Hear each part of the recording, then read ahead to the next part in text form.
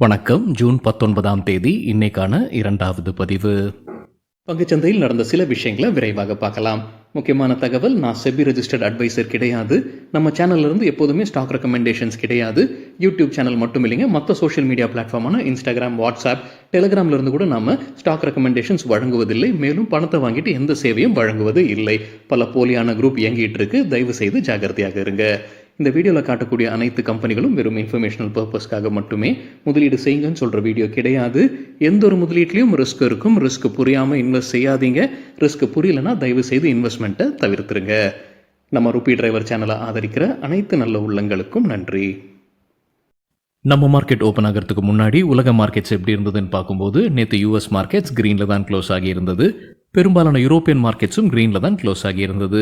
இன்றைக்கி நம்ம market open ஆகிறதுக்கு முன்னாடி ஏஷியன் மார்க்கெட்ஸ் எப்படி இருக்குன்னு பார்க்கும்போது பெரும்பாலும் க்ரீனில் தான் ட்ரேட் ஆகிட்டு இருந்தது. குறிப்பாக கிஃப்ட் நிஃப்டி 0.3% க்ரீனில் ட்ரேட் ஆகிட்டு இருந்தது. நம்ம மார்க்கெட் ஓப்பன் ஆகிறதுக்கு முன்னாடி எடுத்த ஸ்க்ரீன்ஷாட் இது. இந்த வீடியோ சேர் நேரத்தில் நம்ம மார்க்கெட் ஓப்பன் ஆகி நிஃப்டி 0.3% ரெட்டில் ட்ரேட் ஆகிட்டு இருந்தது. சில இண்டிவிஜுவல் ஸ்டாக்ஸ் மற்றும் செய்திகள் விரைவாக பார்க்கலாம். ஜிஎஸ்டி கவுன்சில் மீட்டிங் ஜூன் 22ஆம் தேதி கூட இருக்கிறாங்க. இந்த செய்தி நம்ம முன்னே பார்த்தது தான். என்ன அஜெண்டா அப்படின்றது சரியா தெரியலைங்க. ஆனால் ஆன்லைன் கேமிங் கம்பெனிஸ் இதை உன்னிப்பாக கவனிச்சுக்கிட்டு இருப்பாங்கன்ற தகவல் நம்ம முன்னே பார்த்தது தான். ஏன்னா அண்மையில் தான் அவங்களுடைய ஜிஎஸ்டியை உயர்த்தியிருந்தாங்க 28%. மறுபடியும் குறைப்பாங்களான்ற ஒரு கேள்வி எழும்பியது. சில வல்லுநர்கள் என்ன சொல்லியிருந்தாங்கன்னா, அதில் எந்த மாற்றமும் ஜிஎஸ்டி கவுன்சில் செய்ய மாட்டாங்க, 28%-ஆகத்தான் இருக்கும். இந்த தகவல் நம்ம முன்னே பார்த்தது தான். இப்போ புதிதாக அப்டேட் மணி கண்ட்ரோல் என்ன சொல்லியிருக்கிறாங்கன்னா, இந்த ஜிஎஸ்டி கவுன்சில் மீட்டிங்கில் ரெட்ரோ டேக்ஸை ரத்து செய்வதற்கான வாய்ப்பு இருக்குது. ஆன்லைன் கேமிங் கம்பெனிஸ்க்கான ரெட்ரோ டேக்ஸை கம்மி பண்ணுறதுக்கு அல்லது ரத்து செய்வதற்கான வாய்ப்பு உள்ளதாக தெரிவிச்சிருக்கிறாங்க மணி கண்ட்ரோலில். அப்போ யாரெல்லாம் அது கட்டலையோ அவங்கெல்லாம் பயன்பெறுவாங்க. ஆனால் யாரெல்லாம் அந்த டேக்ஸை சரியாக கட்டியிருக்கிறாங்களோ அவங்களுக்கு ரீஃபண்ட் கிடைக்கும் அப்படின்ற கேள்விக்கு இல்லை அப்படின்னு மணி கண்ட்ரோலில் சொல்லியிருக்கிறாங்க. அது மட்டும் இல்லாமல் நிதியாண்டு 2024 ஆன்லைன் கேமிங் கம்பெனிஸ்க்கு தான் அதிகமாக டேக்ஸ் நோட்டீஸ் அனுப்பப்பட்டிருக்கு. 1 லட்சம் கோடிக்கு மேலே டேக்ஸ் டிமாண்ட் கேட்டு நோட்டீஸ் அனுப்பியிருந்திருக்கிறாங்க. அது ரெட்ரோ டேக்ஸும் சேர்த்து தான் நினைக்கிறாங்க. இப்போ ரெட்ரோ டேக்ஸை ரத்து செய்வதற்கான வாய்ப்பு இருக்குன்னு சொல்லியிருக்கிறாங்க மணி கண்ட்ரோல் செய்தியில். ஜிஎஸ்டி கவுன்சில் மீட்டிங் ஜூன் 22ஆம் தேதி கூடுறாங்க. டாடா மோட்டார்ஸ் தரப்பில் 2 அப்டேட் இருக்குது. முதல் அப்டேட், ஜகுவார் லேண்ட் ரோவர் மற்றும் ஷெரி ஆட்டோமொபைல் கம்பெனி லிமிடெட் ஒரு பார்ட்னர்ஷிப்பில் வராங்க. இதற்காக சைனாவில் எலக்ட்ரிக் வெஹிக்கிள்ஸ்க்காகத்தான் இந்த பார்ட்னர்ஷிப்பில் வராங்க. மறுபடியும் அவங்களுடைய ஃப்ரீ லேண்டரை எலக்ட்ரிக் வெஹிக்கிளாக அறிமுகம் செய்வதற்கான வாய்ப்பு இருக்குன்னு சொல்லியிருக்கிறாங்க.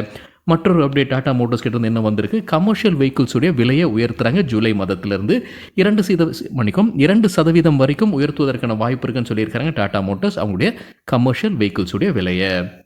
ஜூன் 19ஆம் தேதி high frequency trading, June 19 June 18 நேற்று ஹை ஃப்ரீக்வன்சி ட்ரேடிங்கில் இருந்த சில stocks Asian Granito India, Axiscades Technologies மற்றும் குஜராத் இண்டஸ்ட்ரீஸ் பவர் கம்பெனி. இந்த தகவல் நமக்கு கிடைத்தது மணி கண்ட்ரோல்ல இருந்து. கிருஷ்ணா இன்ஸ்டிடியூட் ஆஃப் மெடிக்கல் சயின்சஸ்க்கு பிரபுதாஸ் லீலாதர் பை ரெக்கமெண்டேஷன் கொடுத்துருக்காங்க. எதிர்பார்க்குற டார்கெட் $2200 ஒரு ஷேருக்கு. பவர் ஃபினான்ஸ் கார்பரேஷன் குறித்து எக்கனாமிக் டைம்ஸ்லேருந்து கிடைத்த ஒரு தகவல், கம்பெனியுடைய போர்டு ஒப்புதல் வழங்கியிருக்கிறாங்க. 15,000 கோடி ரூபாய் லோன் வழங்குவதற்கு ஷப்பூர்ஜி பாலாஜி குரூப் கம்பெனிஸ்க்கு. ஷப்பூர்ஜி பாலாஜி குரூப் கம்பெனிஸ் வந்து மிஸ்திரி குடும்பத்தை சார்ந்தவங்க. மிஸ்திரி குடும்பம் டாடா சன்ஸில் கிட்டத்தட்ட 18% ஸ்டேக் வைத்திருக்கிறாங்க.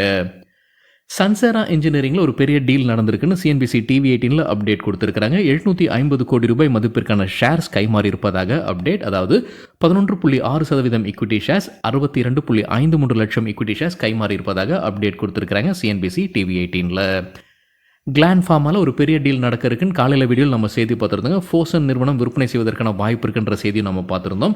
இப்போ சிஎன்பிசி டிவி 18 உறுதி செய்திருக்கிறாங்க. பிளாக் டீல் நடந்திருக்கு. 6.2% ஈக்விட்டி ஷேர்ஸ் கைமாறி இருக்கு. அதாவது 1815 கோடி ரூபாய் மதிப்பிற்கான ஷேர்ஸ் கைமாறி இருக்கு. யார் வாங்கியிருக்கிறாங்க, யார் விற்பனை செய்திருக்கிறாங்கன்ற தகவல் இன்னும் கிடைக்கல. சாயங்காலமாக ஸ்டாக் எக்ஸ்சேஞ்சிலேருந்து கிடைப்பதற்கான வாய்ப்பு இருக்குது.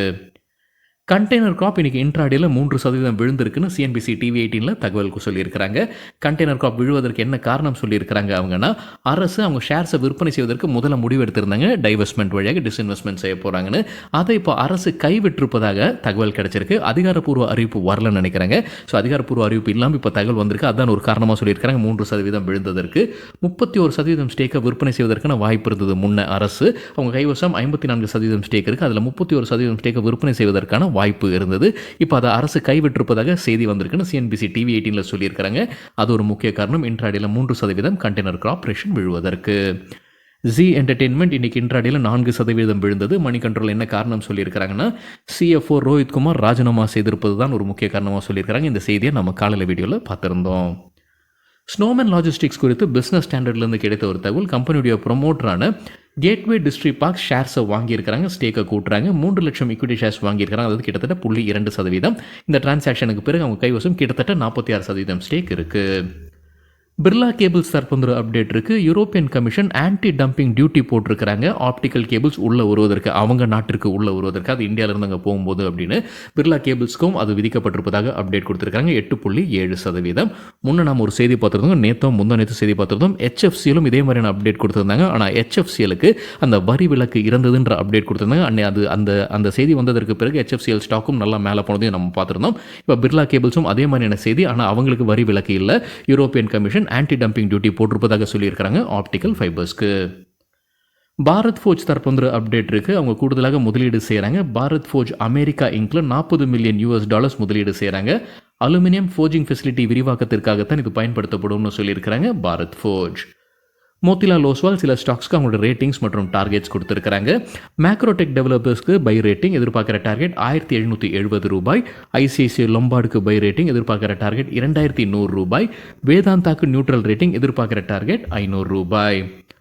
காவேரி டெலிகாம் ப்ராடக்ட்ஸ் தற்போது அப்டேட் இருக்குது. கம்பெனிக்கு ஒரு புது ஆர்டர் கிடச்சிருக்கு. அதோடைய மதிப்பு ₹109 மில்லியன்.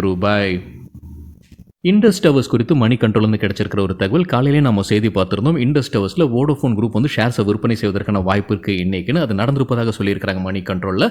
பாரதி ஏர்டெல் கிட்டத்தட்ட 1% ஸ்டேக், அதாவது 2.695 கோடி ஈக்விட்டி ஷேர்ஸை வாங்கியிருப்பதாக சொல்லியிருக்கிறாங்க. 20% ஷேர்ஸை வந்து வோடோஃபோன் குரூப் விற்பனை செய்துள்ளதாக அப்படின்னு மணி கண்ட்ரோல் சொல்லியிருக்காங்க. இன்னும் உறுதி செய்யலை, சாயங்காலமாக ஸ்டாக் எக்ஸ்சேஞ்சிலேருந்து டேட்டா கிடைக்கும். இந்த டிரான்சாக்ஷனுக்கு முன்னாடி பாரதி ஏர்டெல் கைவசம் கிட்டத்தட்ட 48% ஸ்டேக் இருந்தது இண்டஸ் டவர்ஸில். ZF கமர்ஷியல் இன்னைக்கு இன்ட்ராடேல 11% விழுந்திருக்கு. இந்த ஸ்டாக்லையும் ஒரு பெரிய டீல் நடக்க இருக்குன்னு காலையில் வீடியோவில் நம்ம செய்தி பார்த்துருந்தோம். பேப்கோ ஏஷியா விற்பனை செய்வதற்கான வாய்ப்பு இருக்குது, ஆனால் இன்னும் உறுதியாகலைங்க. சாயங்காலமாக ஸ்டாக் எக்ஸ்சேஞ்சிலேருந்து டேட்டா கிடைக்கும், யார் வாங்கியிருக்காங்க, யார் விற்பனை செய்திருக்காங்கன்னு. ஆனால் மணி கண்ட்ரோலில் பிளாக் டீல் நடந்திருக்குன்றது உறுதி செய்திருக்காங்க. ₹2287 கோடி மதிப்பிற்கான ஷேர்ஸ் கைமாறி இருக்குது, அதாவது 7.5% ஸ்டேக் கைமாறி இருப்பதாக சொல்லியிருக்கிறாங்க. கல்பத்ரு ப்ராஜெக்ட்ஸ் இன்டர்நேஷனல் தரப்பு அப்டேட் இருக்குது. கம்பெனிக்கு கஸ்டம்ஸ் டியூட்டி டிமாண்ட் வந்திருக்கு, பெனால்ட்டியும் சேர்த்து ₹1.77 கோடி கட்ட சொல்லி நோட்டீஸ் வந்திருப்பதாக அப்டேட் கொடுத்துருக்கிறாங்க.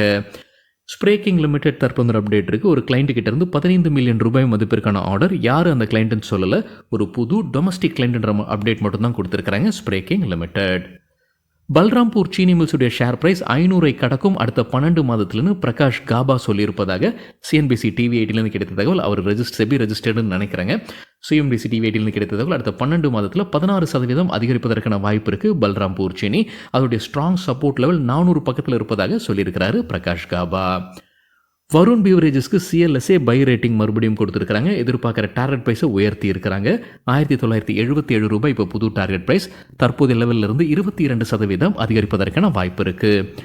பஜாஜ் ஃபினான்ஸ்க்கு பர்ன்ஸ்டைன் கொடுத்துருக்கிற டார்கெட் ₹6800. தற்போதைய லெவலில் இருந்து 6% விழுவதற்கான வாய்ப்பு இருக்குது. JSPLக்கு Kotak institutional equities buy rating கொடுத்துருக்காங்க. எதிர்பார்க்குற டார்கெட் 1240. கொடுத்துருக்கிற கால அளவு 12 மாதங்கள். தற்போதைய லெவலில் இருந்து 20% அதிகரிப்பதற்கான வாய்ப்பு இருக்குது. ICICI செக்யூரிட்டிஸ் கொடுத்துருக்கிற டார்கெட் JSPLக்கு 1240, அதே டார்கெட் ப்ரைஸ். மோத்திலால் ஓஸ்வால் கொடுத்துருக்கிற டார்கெட் ப்ரைஸ் ₹1090 ஒரு ஷேருக்கு. ஹிந்துஜா குடும்பத்தினர் மீது ஆள்கடத்தல் குற்றச்சாட்டு எழும்பியிருக்கு சுவிட்சர்லாந்து நாட்டில். தகவல் கிடைத்தது எக்கனாமிக் டைம்ஸில் வழக்கு பதிவு செய்திருக்கிறாங்க. அவங்க வீட்டில் வேலை செய்கிற ஆட்களை சரியாக அவங்க நடத்தலை அப்படின்றதான் ஒரு குற்றச்சாட்டு. அவங்களுடைய பாஸ்போர்ட்டை பறிமுதல் செய்திருக்கிறாங்க. அது மட்டும் அவங்களுடைய சம்பளம் மிக குறைவாக வழங்கியிருக்கிறாங்க. அவங்க செல்ல பிராணிக்கு செலவு செய்வதை காட்டிலும் குறைவாக சம்பளம் கொடுத்துருக்காங்கன்ற குற்றச்சாட்டு எழும்பியிருப்பதாக சொல்லியிருக்கிறாங்க எக்கனாமிக் டைம்ஸ் செய்தியில். இந்த வழக்கில் என்ன கோரிக்கையை முன்வைத்திருக்கிறாங்கன்னா, அவங்க மீது 5.5 ஆண்டு சிறை தண்டனை அவங்களுக்கு வழங்க வேண்டும்ன்ற கோரிக்கையை முன்வைத்திருக்கிறாங்க. அந்த குடும்பத்தில் இருக்கக்கூடிய 4 பேர் மீது தான் இந்த வழக்கு பதிவு செய்யப்பட்டிருப்பதாக எக்கனாமிக் டைம்ஸில் சொல்லியிருக்கிறாங்க. இது சுவிட்சர்லாந்து நாட்டில். சரிங்க, இதுதான் சில விஷயங்கள் என்னுடைய பார்வைக்கு எட்டியது. நன்றி, வணக்கம்.